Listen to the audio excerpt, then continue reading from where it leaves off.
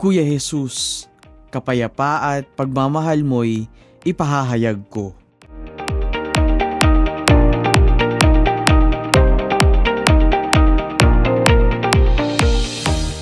Ang mabuting balita ng Panginoon ayon kay San Juan.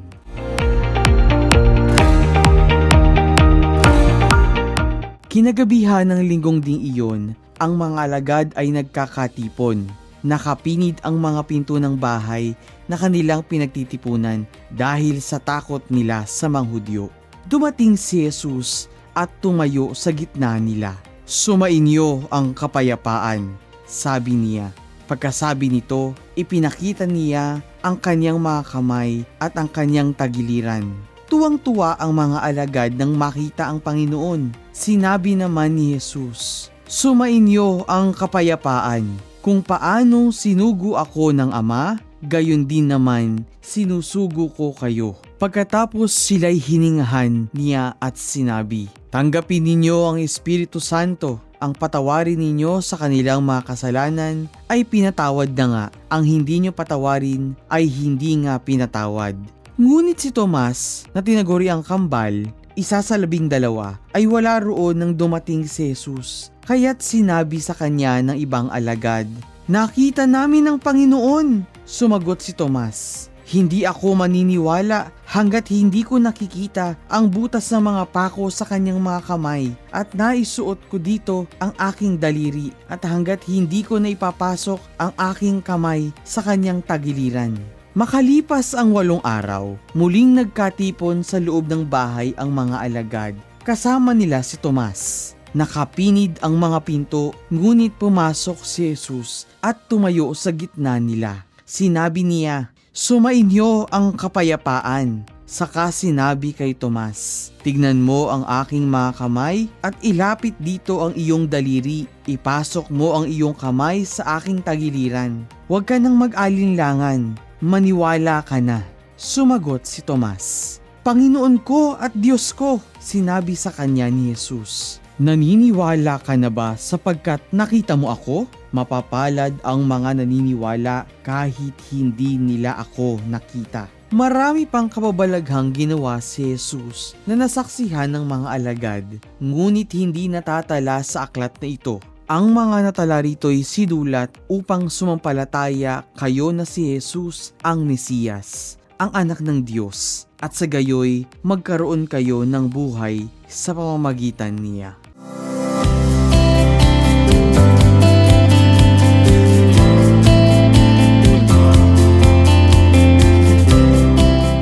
Mga bata, tayo ngayon ay nasa 2 linggo sa Pasko ng muling pagkabuhay. Sa Ebanghelyo, tuwang-tuwa ang mga alagad nang makita nila si Kuya Jesus. Pagkatapos ng kanilang lungkot at pag-iyak noong namatay si Kuya Jesus. Heto ngayon at kasama na nila at buhay na buhay. Ipinakita ni Kuya Jesus ang kanyang mga sugat upang patunayan sa mga alagad na siya ay muling nabuhay.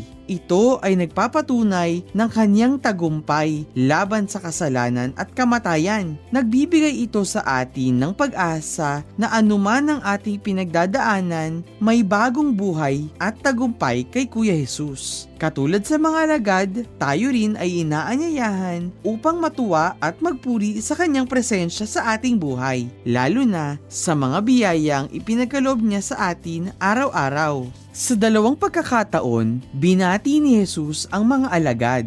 Sinabi niya, "Sumainyo ang kapayapaan." Ipinapakita dito na ang tunay na kapayapaan ay nagmumula sa Kanya, lalo na sa gitna ng takot at pag-aalinlangan. Katulad ng mga alagad na nagtatago dahil sa pangamba, tayo rin ay nakakaranas ng takot sa ating buhay. Ngunit pinapaalala ni Jesus na may kapayapaan tayong matatagpuan sa Kanya. Sinabi ni Jesus, "Kung paanong isinugo ako ng Ama, isinusugo ko rin kayo." Ito ang isang paalala na bilang mga tagasunod ni Kuya Jesus, mayroon tayong misyon na ipahayag ang Ebanghelyo sa ating kapwa at maging tagapagdala ng kanyang kapayapaan at pagmamahal sa ating pamilya, mga kaibigan at kapitbahay.